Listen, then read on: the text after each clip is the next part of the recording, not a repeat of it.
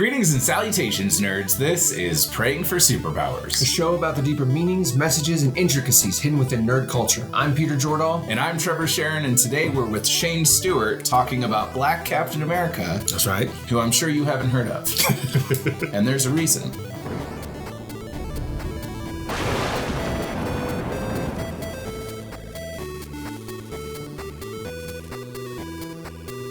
So why haven't we heard about Black Captain America before? Honestly, it was brought up during a time where ideas were being thrown up against the wall from Marvel, from Bill Jemas at the time, and they wanted to see what stuff would stick. And the fantastical idea was, what if Captain America was black? And it was actually laughed off from a couple people, but at the time, they really wanted to go ahead and run with as many ideas as they can, and they chose to run with that one and to really dive into what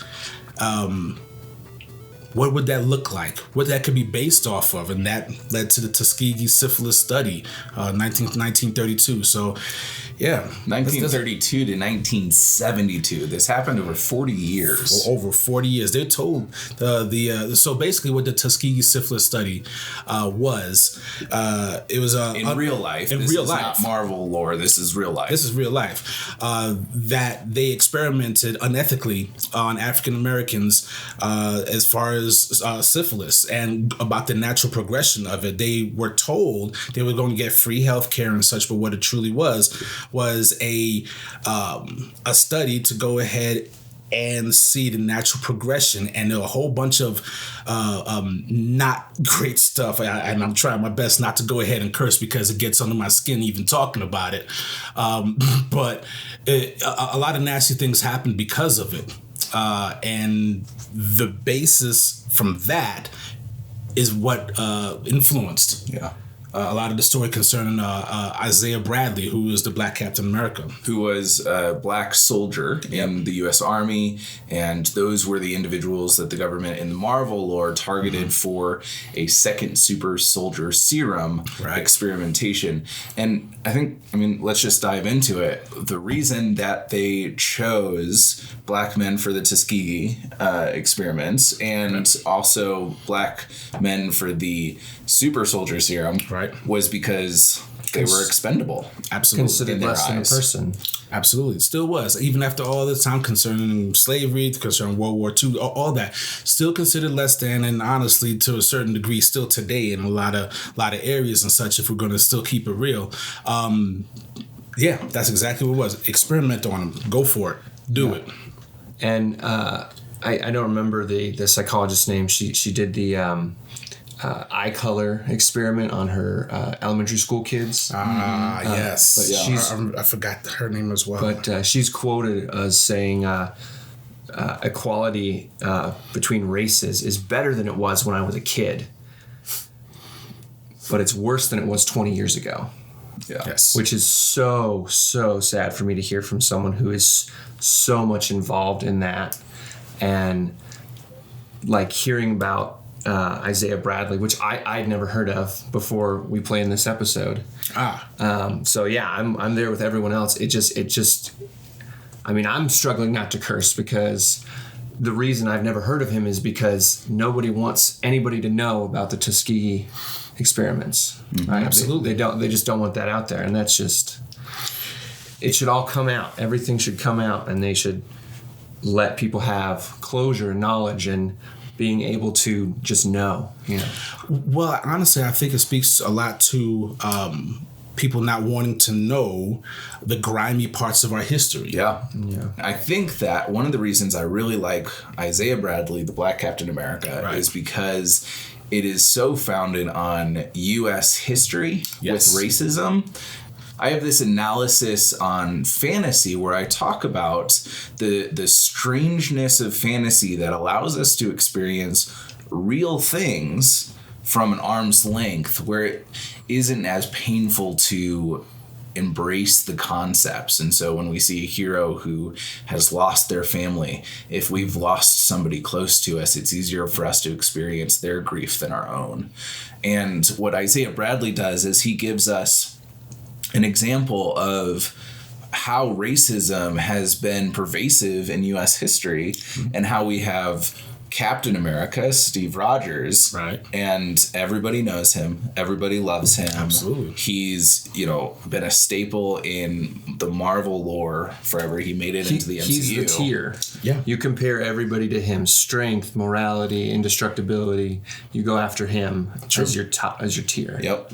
Absolutely. Matter of fact, there was a the Avengers comic that just came out this week, where it had just a strange enough scene in Avengers Mountain where Thor and Tony Stark were chilling in a hot tub together, and then two dudes chilling in a hot tub, 5 feet apart, because they're not gay, right?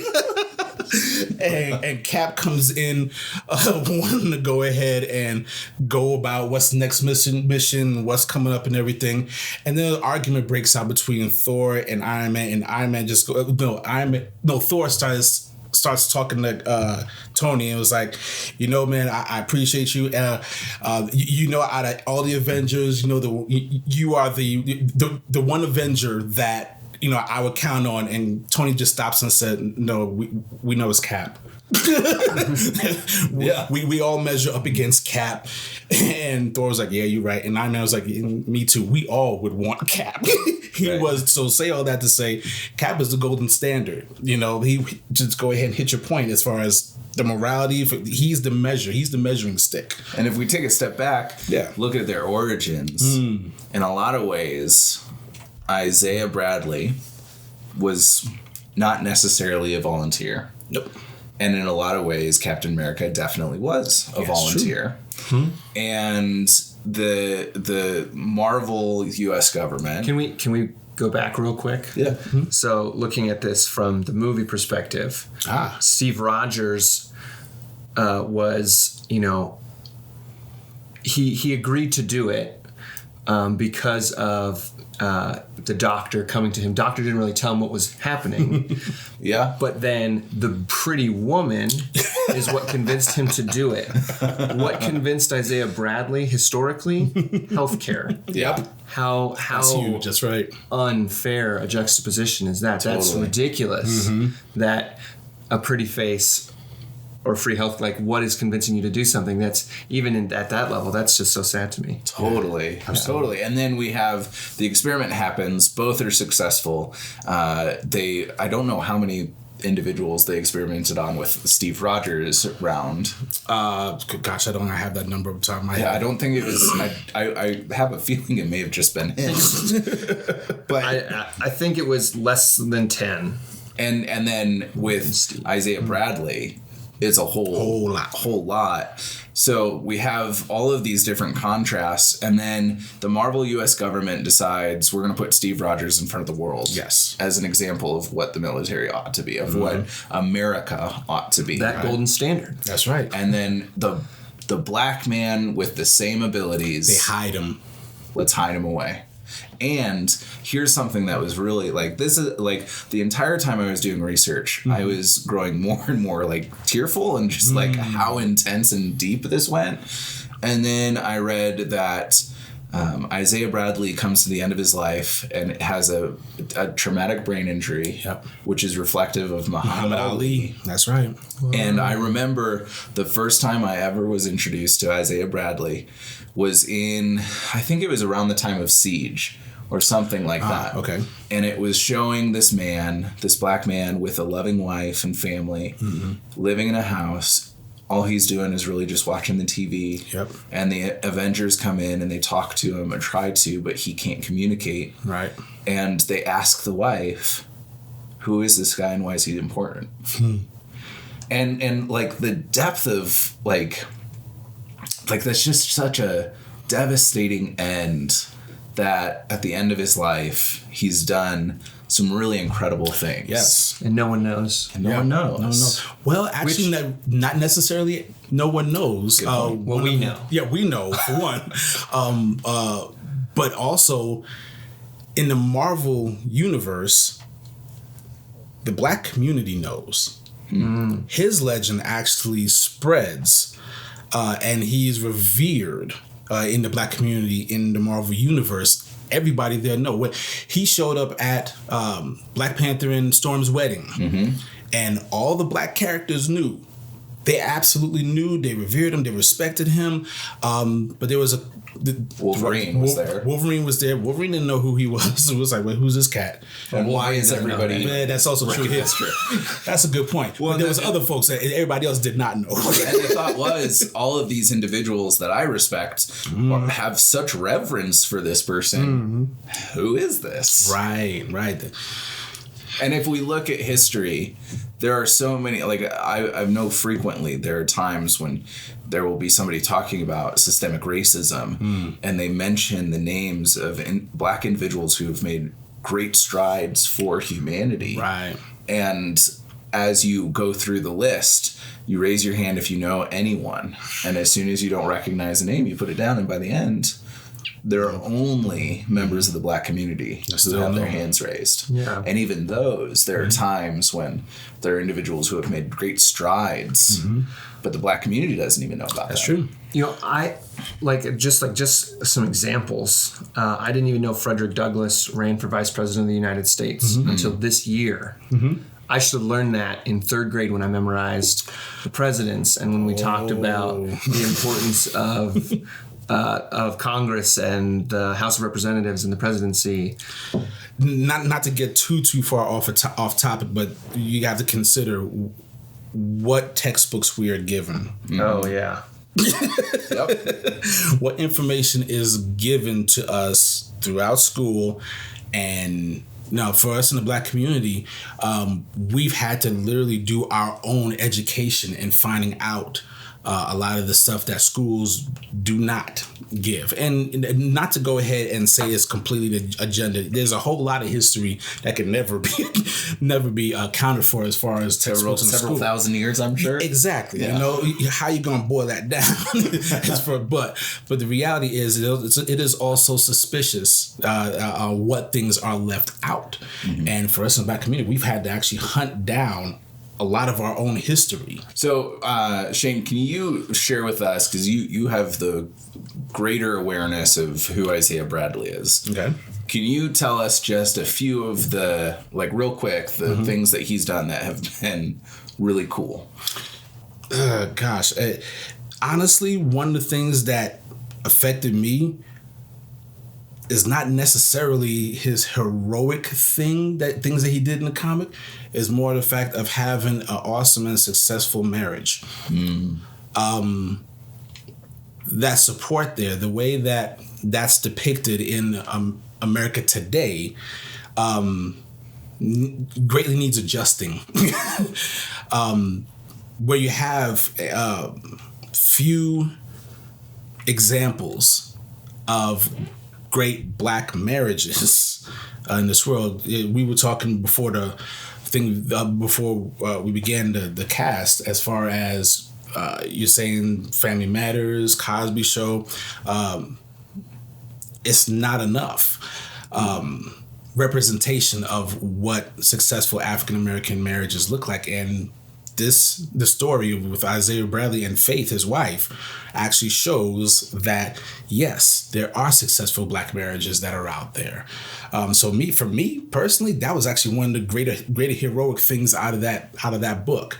When we have a culture today that constantly bashes down on the African American community, and that, you know, there's absentee black fathers and broken down homes because of black mothers. It's ridiculous. So for me, that's actually one of the bigger heroic things for me. Not that type of action or anything happened in the comic. Well, I would say that both Steve Rogers and Isaiah Bradley would consider living and having a successful marriage a heroic thing to do. Especially given what we're given in the most recent MCU Avengers movie. Yes. And I think it's interesting to look at the Marvel universe, and especially the Avengers, and ask yourself, like, who has a successful marriage in that group? Tony had it for about 5 years. Well, current, present tense. Present tense. Sorry. I mean, spoiler alert. Never mind. If you haven't seen it by now, ladies and gentlemen, we absolutely apologize for that spoiler alert that we put out there. It's mild, but yet still spoiler-ish. Thank you for that. And now back to your regular scheduled program already in progress. Never stopped. Oh, man. So, yes, marriage. Yes, marriage.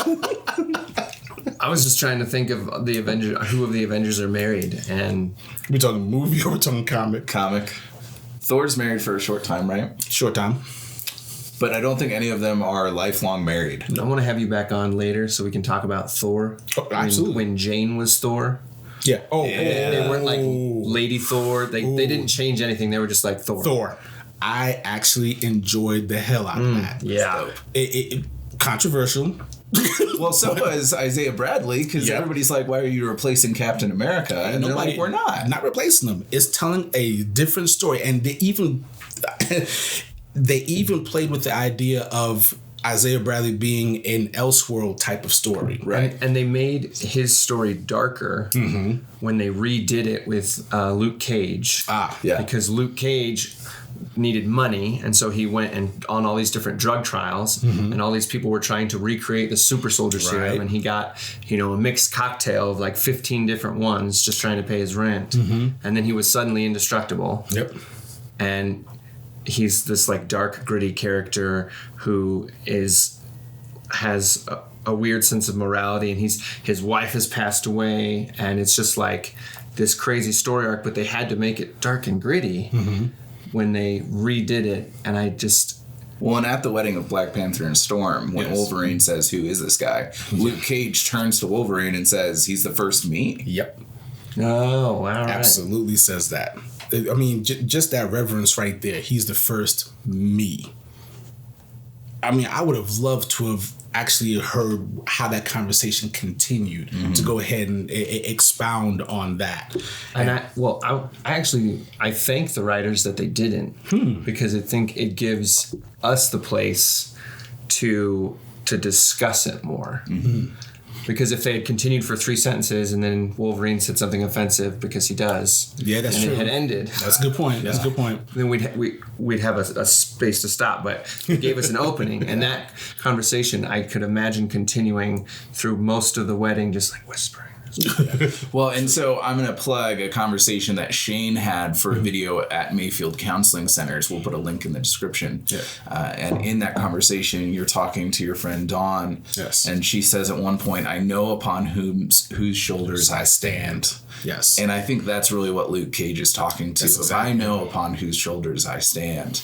And being able to have reverence for those who have fought the good fight and who have pushed for not only my own people, but all people. Yes. Like I think those are the heroes that we can look at and say, like, yeah, you really are a hero because you're not just fighting for your group, your people, your family. Fighting for all. You're fighting for all. And I think that's what Captain America was designed to be, of this is for all Americans. And even if you look back on some of the old propaganda magazines, there are very whitewashed comic strips that talk about, like, if you're talking about if you hear people making racist comments or sexist comments or things like this, it's not patriotic. That's not American. And so it's interesting, like, I give credit where credit's due, and also it's important to recognize that that's not the full picture, and that it's important that we have a black Captain America, because white Captain America wasn't doing all that he could for the entire group of Americans. And that doesn't mean that we need a Captain America of every ethnic group. No, definitely not. But we need more representation. I mean, I would kind of actually enjoy like a Captain Planet. Yeah. That's just like Captain Human. Captain Human. It's just always just all these different races all together. That would be really funny. Now I'm over here thinking about that. Yeah, man, just like how it happened with Isaiah Bradley. Sometimes the greatest ideas kick off with a joke. Right. Now I'm sitting there thinking about, okay, what could that look like? A super being made of all of the races. And then the response is, well, as long as he's human, he's all of the races. Right. That's like that's weird. Man, and that's one of the biggest things as far as just kind of getting a side note as far as social cultural. That's one of the reasons why I would have loved. We'll plan that trip up there to the school. As far as race is concerned, it's absolutely the wrong term. It's ethnicities. Say it with me, ladies and gentlemen. Ethnicities. Ethnicities. I got it. Ethnicities, yes. Well, when you have race, there's only one race. Absolutely. The human race. Human race. Directly underneath that, you have ethnicities. But then also along ethnicities, we have culture. Yeah. Which is different person to person. Absolutely it is. Yeah. Absolutely. Your culture is based completely on your own experience. Yeah. Very different. Well, Shayne, thank you for being on the show. For having me. Thank you, Marvel, for giving us Isaiah Bradley. Absolutely. We're grateful. Actually, if I can go ahead and jump on it, it definitely didn't have, it had a sad end for Isaiah Bradley, but it had actually a cool end, of course, to his life and such, but generationally it continued with Josiah X, his son, and then of course Elijah Bradley, who eventually became a young Avenger himself. So Patriot, right? Yeah, Patriot. Absolutely. Well, I don't know if he's the first Patriot, but he's Patriot. And so there is a good end to the story as far as what happened then and how they carried it on, which I'm thankful and wish they did. Yeah. Which, the idea of knowing on whose shoulders you stand again. Thank you to our sponsor, Petrie's Family Games. Yes. Go support your local game store. If it's in Colorado Springs, support our local game store. Yes. Petrie's Family Games. We love them over there, and we would love to see you there. Absolutely. We'll catch you next week. Later.